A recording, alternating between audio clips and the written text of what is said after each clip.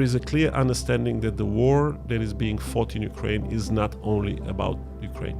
And it is not only about the territorial integrity of Ukraine. It is a battle of values. It is a battle of visions. It is a battle of a crazy lunatic that wants to engage in revisionist policies. We have to bite the bullet, as they say, and engage in that support, because, again, the cost would be too great for our democracies if that doesn't happen. Welcome to NatSec Tech from the Special Competitive Studies Project. I'm Jeanne Meserve. Artificial intelligence holds tremendous potential to solve problems, increase economic efficiency, and improve lives. But it also involves risks. It could infringe on privacy, reinforce biases, fuel disinformation, and more. With us to discuss the promise and perils of AI, Dragos Tudorache. He is a member of the European Parliament. He was lead negotiator of the EU AI Act and is vice president of the Renew Europe group. Thanks a lot for coming in today. Many thanks for having me. So I talked about the perils, I talked about the possibilities. Where do you come down on the matter of AI? Well, I come down on both. As you rightly said, AI does bring enormous potential. And I think maybe without realizing it, it is already part of our lives. It is part of the many services that we access. It is part of the many products that we buy. We don't know it, but it's in there. And it's going to help, and I'm convinced of that, it's going to help in almost every walk of life, in every aspect of the way our societies and our economies function.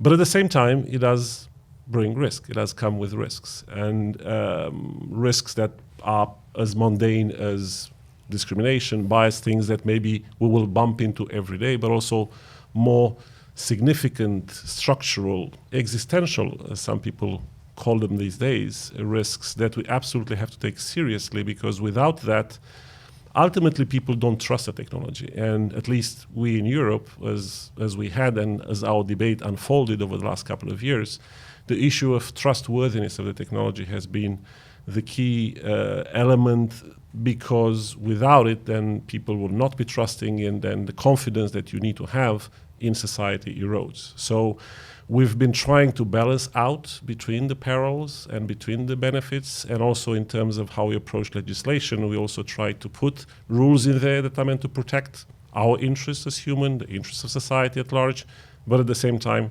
put the right stimulants in place so that innovation can still take place. So I wanted to ask you about this EU AI Act. It's slated to go into effect hopefully the end of the year, is that correct? By the end of the year, I am confident that we can finish the negotiations. So we are still hard at work negotiating. We have a system with what here would be Congress and Senate. We have the Parliament on one side and the Council representing the member states of the Union on the other side. So we are now in that process where I, as the lead negotiator on the Parliament side, am negotiating with the Council. I am convinced that we will finish these negotiations and we will get the final vote by the end of the year. The question is how long it will be before the rules come into effect. And there it's an issue of readiness. Readiness on the side of the companies themselves will have to go through the motion of preparing their compliance. But also, and I would say that even more important, the readiness of the government authorities and also the central authorities at the EU level, that will have to go through a ramp-up process, because finding the right talent and skills to put in the public sector to make sure that they properly implement and enforce when need be, this legislation is not going to be easy. So all in all, my anticipation would be that counting from now, in 1 year and a half time, these rules will be hard law. And so how do you address the perils of this technology without limiting the possibilities? A fundamental question for this one. And many people believe that we have arrived to the conclusions just like that, and we have chosen the horizontal approach that we have chosen, and some criticize that by saying that it's too far-reaching and that it will hamper innovation. But we have looked also at other possibilities, and I look also now with quite a lot of interest at the debate that takes place here in the US on the possibilities of regulating it. The one thing, if I open a bracket, the one thing that I find very refreshing now in this debate is that the question of if seems to be already off the table. I was listening earlier today at this conference, the statements of two of the senators that are now part of the group that works on AI in the Senate, and The issue of if seems to be done with, so it is clear that there will need to be regulation here. We went through the same motion, so once we figured out the if, we went to the how. And when you go to the how, we have taken an approach where we are not labeling technology itself as being high risk or low risk or risky in itself, but we are looking at the uses of AI. And we are categorizing the actual use cases of AI into those that would be so detrimental to the values that we want to protect, and therefore we have to prohibit them. And I will give one example, social please. scoring. Social scoring. So social scoring, exactly what China does with its people, we say it's so incongruent with our values, with how our citizens interact with their governments, that we simply cannot allow for technology to be used for those purposes.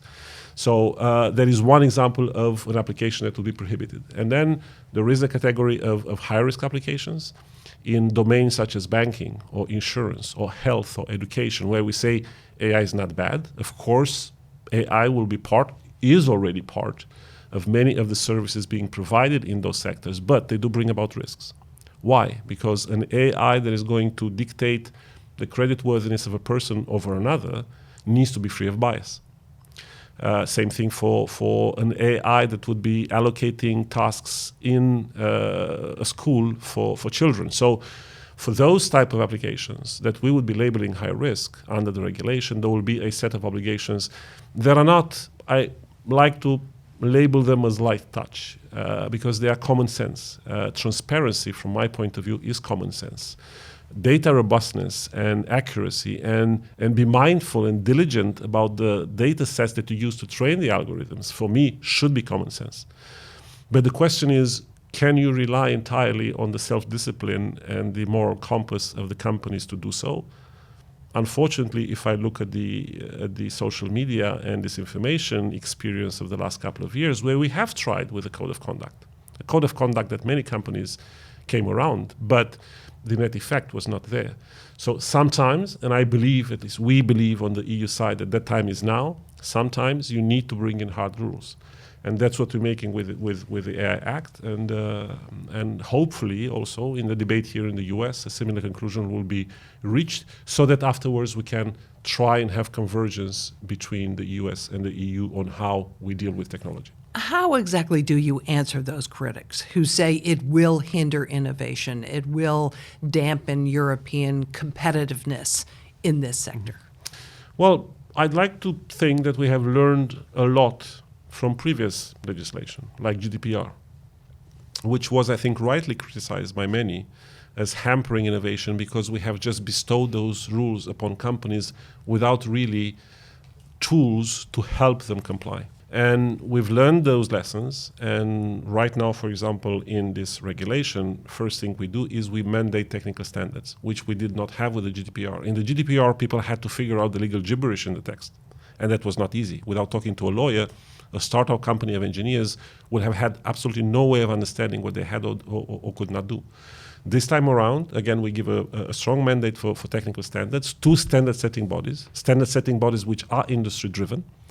And with that, we hope that we can translate those legal obligations into the kind of language that engineers will understand and help compliance. Second, we are also giving a very strong mandate to member states to establish sandboxes.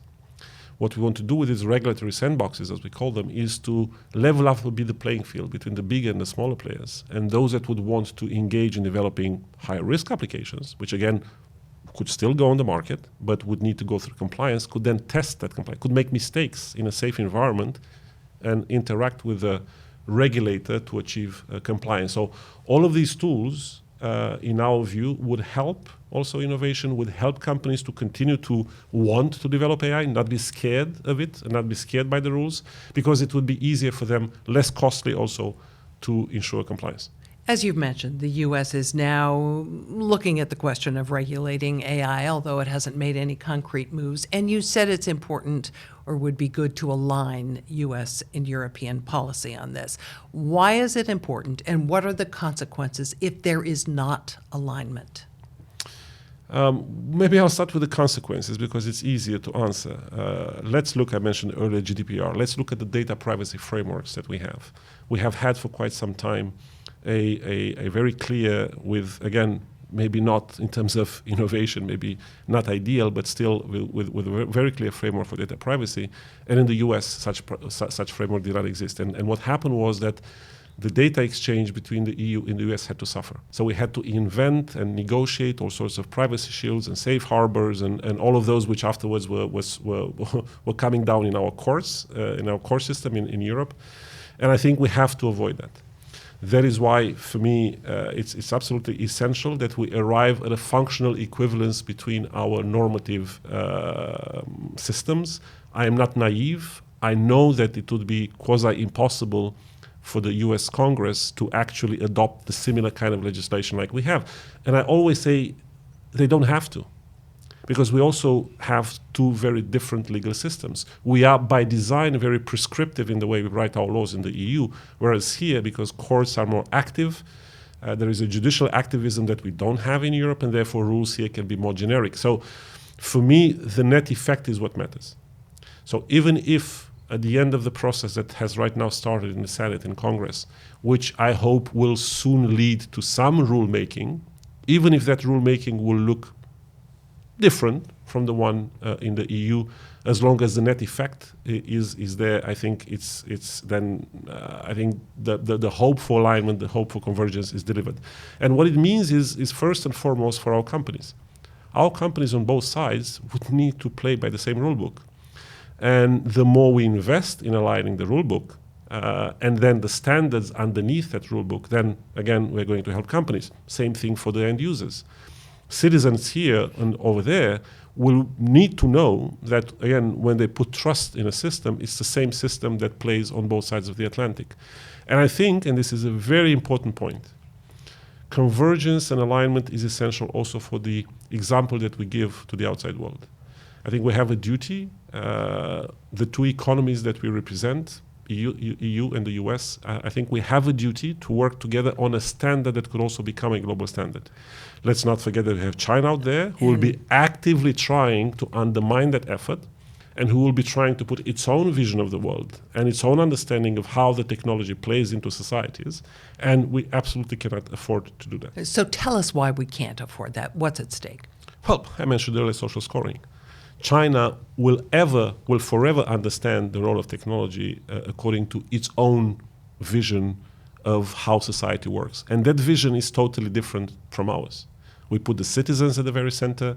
We put the rights of citizens at the very center. We put the values that underpin the Constitution in the US, the treaties in the EU, at the very center of what the technology needs to aspire to deliver and to respect, whereas China does not. In China, it is the control of the state over the citizens that matters, and therefore technology will be used for that purpose. So that's why we do have very different visions of how the technology will be playing out into the future.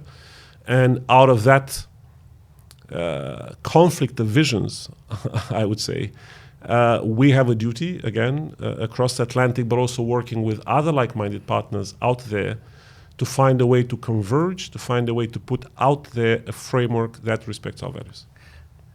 You have called for a global summit on AI, and in fact, the UK is organizing a global AI safety summit in November.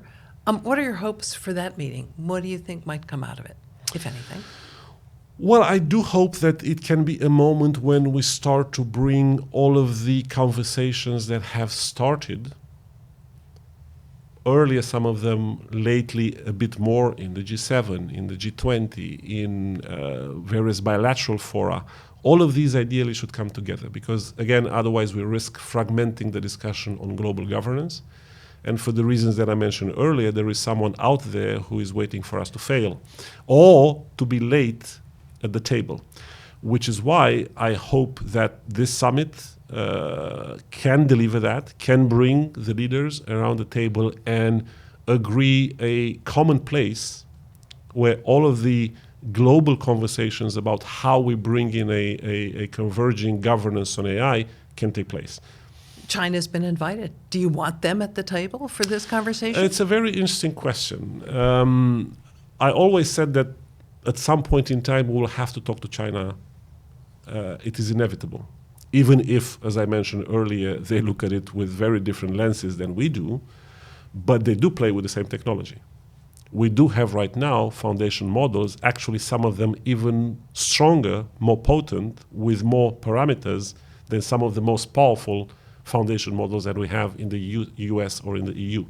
So inevitably, they are a player that we have to talk to. But the question is, how do you talk to them?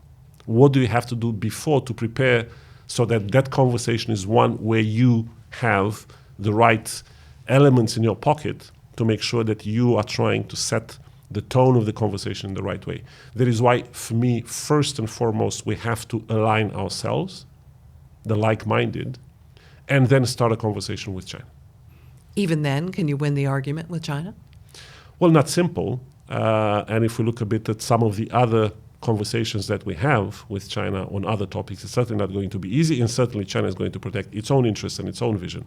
But if we stand united, and if we bring as many of the like-minded out there around us, and why not also to reach out proactively towards the global south, there is now many of the countries in the global south are sitting on the fence and trying to figure out who's going to win the argument.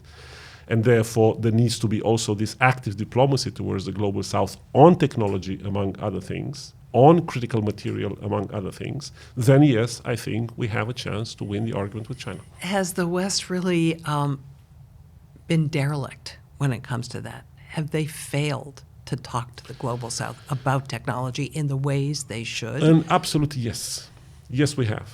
I think we have ignored for a very long time, in a way, our duty of care in the relations with the global south. I think we haven't found the right tone in the discussions with the global south. I don't think we have found the right angle, the right perspective in bringing that conversation. I think we have to come down a bit from some of our usual reflexes of superiority, and I say it in fully understanding what those consequences are, and address them in trying to build partnerships that are mutually advantageous. Critical materials, for example. If we simply want, is it too late? China's been doing this for sure, but because they have been doing this for some time, I think also the ugly effects of the way they did it start to be felt by some of the countries in the global south. They see now the cost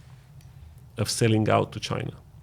And I think that is an opportunity that we must absolutely use to now bring in our own narrative. But again, it very much depends on how that narrative looks like. If we just go and hope that we're going to build a supply chain where we simply take out the resources, well, we're no different than China. So we have to find a different way. We have to build a partnership where we understand what is needed there. They want growth just like we want growth. So how can we build those new supply chains that actually introduces production facilities in those countries, that introduces and builds local production and supply chains that help those economies grow? And I think with that growth, also the partnership starts to become a bit more sustainable and credible in the effort that you made to convince them to come to your side of the argument rather than to the others. So if this summit or some follow-on event actually comes up with a global safety regime, does it have to include an enforcement mechanism? Does it have to include penalties? And if it doesn't include those things, what's it worth? I absolutely agree. Do I think that is going to come out of the summit now? No. Too early. I think it would be too early, too ambitious. What I would hope, as I said earlier, to see coming out of the summit, at least it's an agreement on a framework to continue the discussion. And also what I hope that I will not see, although there are some signals of that, is a bit of a competition amongst us like-minded on whose model gets to shine. And I think, again, we would be foolish if we would be engaging in that sort of a competition. Competition is healthy, competition is good, but again, we have to look at the overall objectives that we have. And here, again, is a coherent global governance. And therefore, I hope that we will agree on a process. In London, it can be a place for that, for a process and a framework, and then use that framework, use that process to then together figure out what kind of a rulemaking we want to make at a global level. And then, of course, those rules, without enforcement, mean nothing. So that has to be built in. I want to switch lanes here and talk for a bit about Ukraine. You're a strong advocate of lasting European support for Ukraine. Is that realistic? Well, it has to be. It has to be. And as politicians, we have a duty to make sure that it stays long term and that we don't blink in this process. And it's certainly not easy. Take my country. My country borders Ukraine. My country has been welcoming Ukrainian refugees with a cost for the population, with a cost for the state. My country is one that right now entertains almost the biggest chunk of the trade routes coming out of Ukraine, bypassing the blockade of the Russian Navy. And I am seeing an erosion in the level of support in the population, but we are still at higher 60% numbers, which is still good. But certainly there is a risk in there. There is a risk of the topic becoming overly politicized. And I look at elections in Poland. I look at elections in the Slovak Republic coming up. And the topic of EU. Ukraine, not to mention the discussion, the elections next year in the EU. But at the national level, if the topic becomes overly politicized, then yes, there is a risk that some of the parties that might win elections would feel bound to change tack. But I do remain optimist. Again, if I look at the latest opinion polls in most member states, if I look also at the way all the measures that we have taken at the European level, from sanctions to new instruments that are meant to help Ukraine, we have broken taboos in our defense policies that no one thought was possible. From supplying weapons to purchasing weapons, things that had never been done in the EU before. And I think that the support that made it possible can be entertained for a long enough period, again, if we invest as politicians in that. I'm also looking with concern into what happens here in the US. I also see here that it becomes a partisan issue, and I think colleagues here should not allow for that to happen. And they should be, although I can understand that people at some point could ask the question, why would we continue to support that war? I think politicians have a duty to explain why that is important. So if there is a change in party in the U.S. White House and support for Ukraine ends from the U.S., can and will Europe step up? Well, Europe has already stepped up. I don't know how much that is visible here, but already. I think there's recognition that Europe has played a part, but the bulk of the aid has come from the United States. I would beg to differ. Oh, all right. The latest All right. figures, if you combine the effort that is being done at the EU level with the individual member state efforts and investments, in fact, we have overcome the US. I don't know how many people realize that. Not But me, we have, apparently. Well, we have overcome that, but that's less important. I think the question is, will Europe step up in case the support here in the US wanes away? I think yes. Because again, it is very clear, and it is very clear across the board, across political parties, both at EU level and in the member states, despite elections and some of the rhetoric that is typical in campaigns. There is a clear understanding that the war that is being fought in Ukraine is not only about Ukraine, and it is not only about the territorial integrity of Ukraine. It is a battle of values.